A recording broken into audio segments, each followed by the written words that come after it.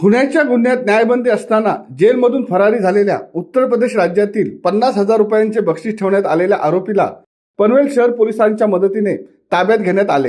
Ramkola police Thane जिल्हा कुशीनगर येथील गुन्ह्यात अटक आरोपी प्रदीप राम अजोर पाल वय 25 वर्ष राहणार गाहिये खिटारल उत्तर प्रदेश याला न्यायालयीन कोठडी सुनावल्यानंतर सदर आरोपी हा जिल्हा कारागृह उत्तर प्रदेश दवरिया येथे स्थानबंद होता। 1 नोव्हेंबर 2022 रोजी त्याला उपचाराकरता जिल्हा रुग्णालय देवरिया येथे आणण्यात आले। त्यावेळी तो तेथून पळून गेला। त्याच्याविरुद्ध उत्तर प्रदेशातील कोतवाली पोलीस ठाण्यात गुन्हा दाखल होऊन 50,000 रुपयांचे बक्षीस ठेवण्यात आले होते। दरम्यान 27 फेब्रुवारी 2024 रोजी उत्तर प्रदेशमधील कोतवाली पोलीस ठाण्याला आरोपी प्रवीण बाबत खबर मिळाली। आरोपी हा पनवेल शहर पोलीस ठाणे हद्दीतील रेल्वे स्टेशन परिसरात असल्याची गोपनीय व तांत्रिक माहिती STF वाराणसीचे अधिकारी आणि अंमलदार यांना प्राप्त झाली।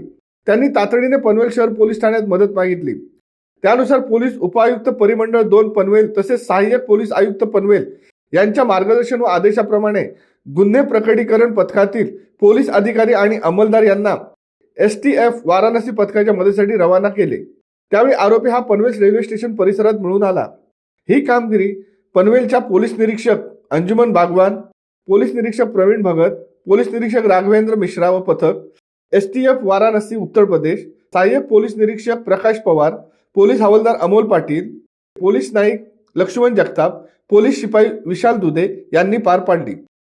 शिवसत्ता टाइम्ससाठी संजय कदम, पनवेल।